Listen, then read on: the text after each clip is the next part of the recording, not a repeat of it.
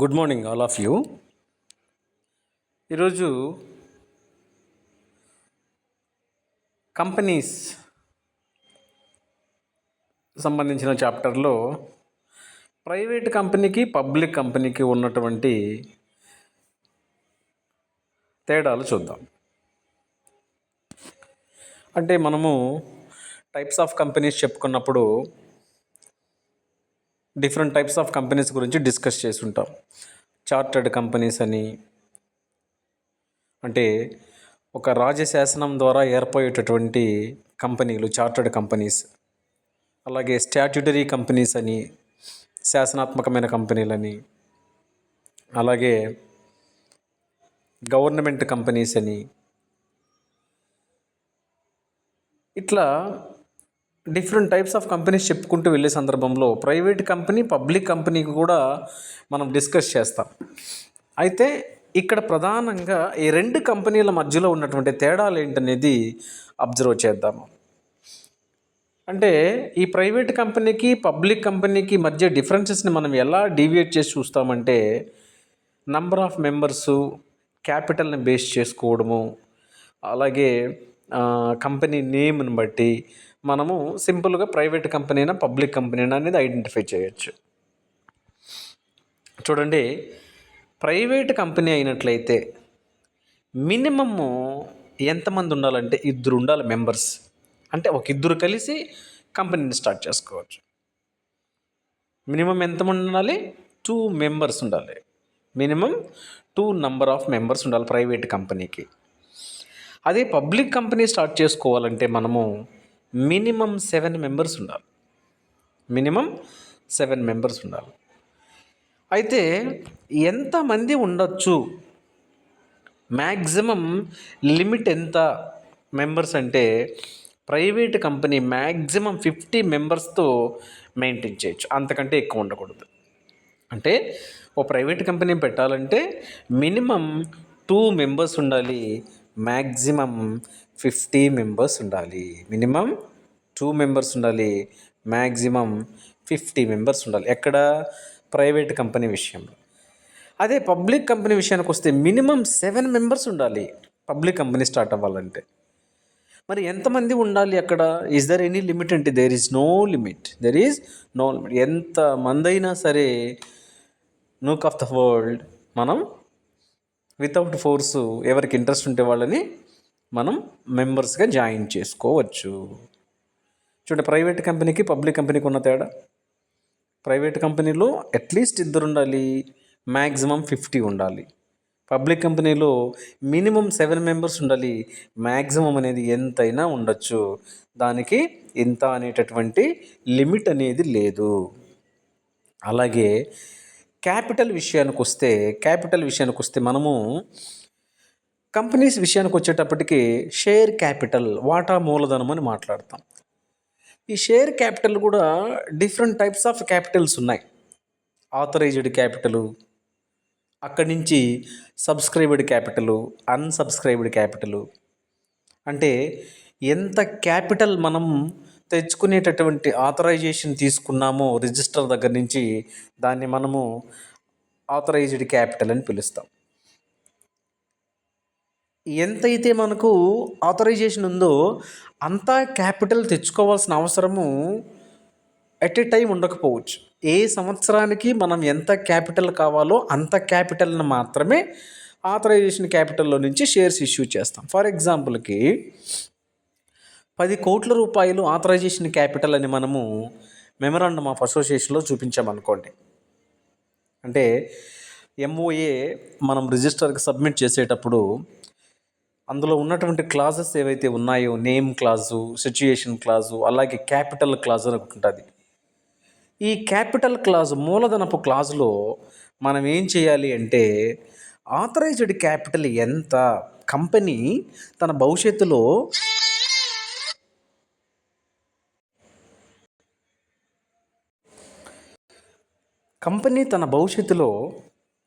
ఎంత క్యాపిటల్ వరకు తెచ్చుకోవడానికి ఆథరైజేషన్ అనేది కోరుతున్నామో ఆ క్యాపిటల్ మనం మెమరాండమ్ ఆఫ్ అసోసియేషన్లో చూపించాలి. సో 10 కోట్లు ఆథరైజేషన్ క్యాపిటల్ అని మనం అక్కడ చూపిస్తే రిజిస్ట్రేషను కంప్లీట్ అయిపోయిన తర్వాత ఇదే ఫస్ట్ ఇయర్ అనుకుంటే మనము 10 కోట్ల రూపాయల వరకు మనము క్యాపిటల్ని పెంచుకుంటూ పోవచ్చు. అయితే ఈ సంవత్సరంలో 10 కోట్లు తెచ్చుకుంటామా, లేదా 5 కోట్లు సరిపోతాయా, లేదా 2 crores సరిపోతాయా అనేది based on the nature and size of the business. కాబట్టి మనం ఏం చేస్తున్నామంటే ఆథరైజేషన్ క్యాపిటల్ 10 కోట్లు అయితే అందులో ఈ సంవత్సరం ఎంత ఇష్యూ చేస్తున్నాం అంటే ఎంత సబ్స్క్రిప్షన్కి పెడుతున్నాం అనే దాన్ని సబ్స్క్రైబ్డ్ క్యాపిటల్ అంటాం. ఫర్ ఎగ్జాంపుల్ 3 crores అనుకుందాం. 3 కోట్ల సబ్స్క్రైబ్డ్ క్యాపిటల్ అయితే రిమైనింగ్ 7 కోట్లు అన్సబ్స్క్రైబ్డ్ క్యాపిటల్. ఆథరైజ్డ్ క్యాపిటల్ ఎంత? 10 crores. సబ్స్క్రిప్షన్ ఎంత? 3 crores. అన్సబ్స్క్రైబ్డ్ ఎంత? 7 crores. ఇప్పుడు ఈ సబ్స్క్రిప్షన్ కోసం పెట్టినటువంటి 3 కోట్ల రూపాయల్లో ఎంతైతే సబ్స్క్రైబ్ చేసుకొని మనకు అమౌంట్ పే చేస్తారో ఇన్వెస్టర్స్, దాన్ని పెయిడప్ క్యాపిటల్ అంటారు. ఆ పెయిడప్ క్యాపిటల్ అనేది ప్రైవేట్ కంపెనీకి మినిమం 1 lakh ఉండాలి. మినిమం ఎంత ఉండాలి? 1 lakh పెయిడప్ క్యాపిటల్ మినిమం ఉండాలి. అదే పబ్లిక్ కంపెనీ అయితే మినిమం 5 lakhs ఉండాలి. ఓకే. నెక్స్ట్, ఎలా ఐడెంటిఫై చేస్తాము ప్రైవేట్ కంపెనీ, పబ్లిక్ కంపెనీ అంటే ఏదైతే మనం కంపెనీకి పేరు పెట్టుకుంటున్నామో ఆ కంపెనీకి పేరు చివరన ప్రైవేట్ కంపెనీ అయితే ప్రైవేట్ లిమిటెడ్ అని, పబ్లిక్ కంపెనీ అయితే పేరు చివరన లిమిటెడ్ అని మాత్రమే పెట్టాలి. ఫర్ ఎగ్జాంపుల్కి ప్రైవేట్ కంపెనీ అనుకోండి, శ్రీవారి శక్తి ప్రైవేట్ లిమిటెడ్. శ్రీవారి శక్తి అనేది ఒక కంపెనీ, అది ప్రైవేట్ కంపెనీ కాబట్టి శ్రీవారి శక్తి ప్రైవేట్ లిమిటెడ్ అని పెడతాం. అదే లిమిటెడ్ కంపెనీ అనుకోండి, టాటా లిమిటెడ్ అని అంటాం.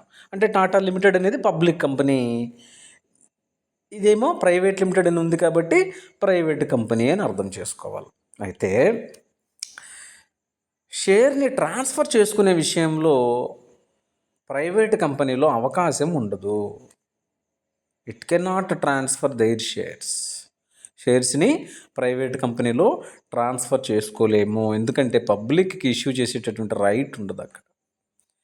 పబ్లిక్ కంపెనీలో చూస్తే మనకు అవసరం లేనప్పుడు we can sell shares to others freely.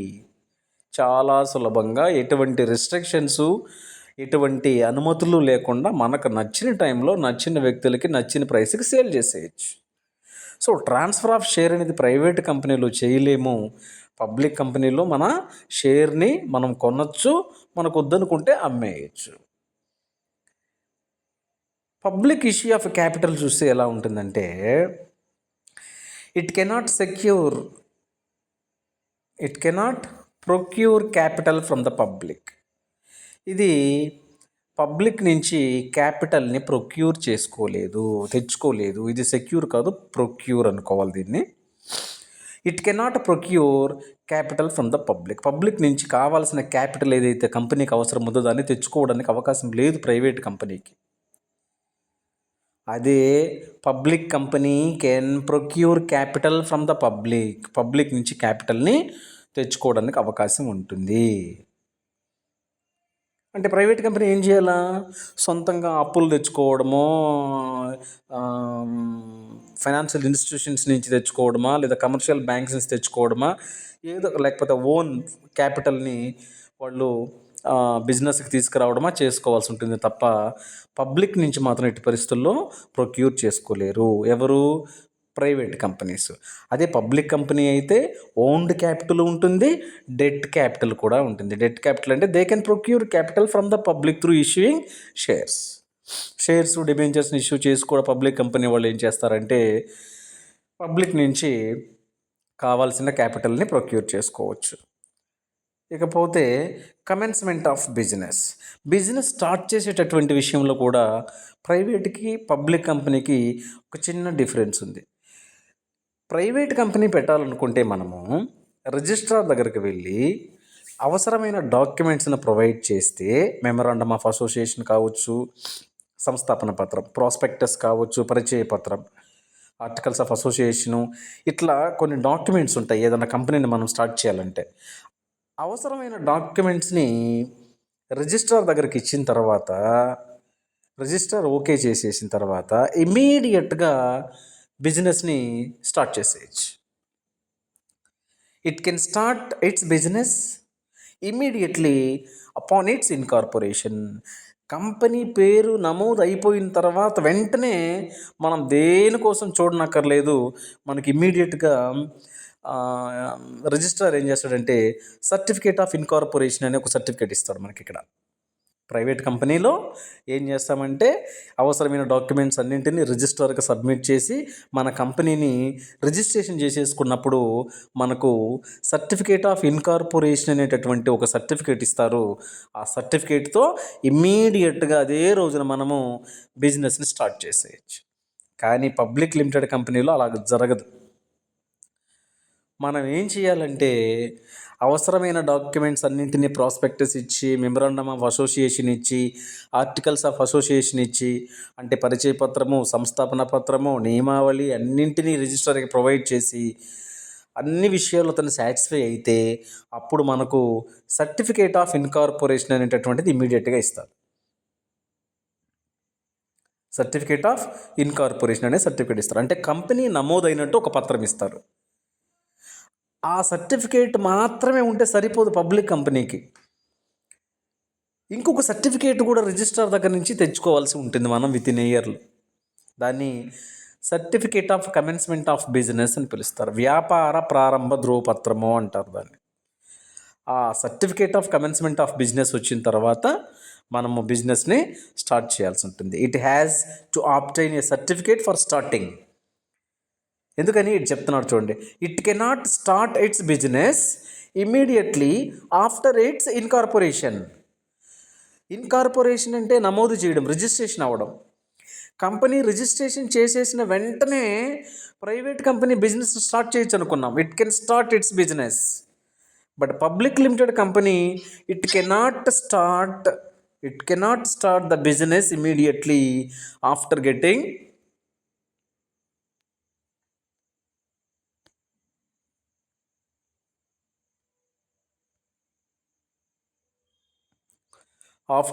It's incorporation. అయితే ఇన్కార్పొరేషన్ అయిపోయిన తర్వాత, సర్టిఫికేట్ ఆఫ్ ఇన్కార్పొరేషన్ మనకు వచ్చిన తర్వాత company has to obtain a certificate for starting the business. Company బిజినెస్ని స్టార్ట్ చేసుకోవడానికి ఇంకొక సర్టిఫికేట్ని పొందాల్సి ఉంటుంది. ఆ సర్టిఫికేటే certificate of commencement of business అని పిలుస్తారు. అంటే ఇక్కడేమో 1 సర్టిఫికేట్ సరిపోతుంది, ఇక్కడేమో 2 సర్టిఫికేట్స్ అవసరం అవుతుంది. అంటే certificate of incorporation, certificate of commencement of business. Company నమోదు పత్రము, కంపెనీ వ్యాపార ప్రారంభ ధ్రువపత్రము, ఈ 2 పబ్లిక్ కంపెనీకి కావాలి. ఇది కంపెనీ నమోదు పత్రం ఉంటే సరిపోతుంది, బిజినెస్ని ఇమీడియట్గా స్టార్ట్ చేసుకోవచ్చు. ఇకపోతే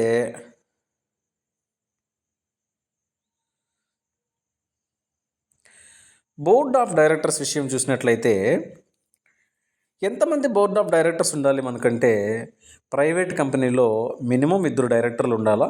మ్యాక్సిమం వాళ్ళ ఇష్టం ఎంతమంది అయినా పెట్టుకోవచ్చు, ప్రైవేట్ కంపెనీ కాబట్టి ఎటువంటి అక్కడ రిస్ట్రిక్షన్స్ గట్రా ఏమీ ఉండవు అన్నమాట. డైరెక్టర్లు మినిమం 2 ఉంటే చాలు, ఎంతమంది ఉండాలనేది వాళ్ళ ఇష్టం ఇంకా. కానీ పబ్లిక్ లిమిటెడ్ కంపెనీలో ప్రతిదీ ప్రాపర్గా మన కంపెనీస్ యాక్ట్ ప్రకారమే జరుగుతుంది కాబట్టి డైరెక్టర్లు మినిమం 3 ఉంటారు, మ్యాక్సిమం 20 డైరెక్టర్స్ ఉంటారు. అంటే ప్రైవేట్ కంపెనీలో 2 మినిమం ఉండాలి, మ్యాక్సిమం ఎంతమంది అయినా ఉండొచ్చు ప్రైవేట్ కంపెనీ కాబట్టి. కానీ పబ్లిక్ లిమిటెడ్ కంపెనీలో మినిమం బోర్డ్ ఆఫ్ డైరెక్టర్స్ 3 ఉండాలి, మ్యాక్సిమం ఎంతమంది ఉంటారంటే 20 మెంబర్స్ ఉంటారు. 20 మెంబర్స్ ఉంటారు. నెక్స్ట్ చూడండి,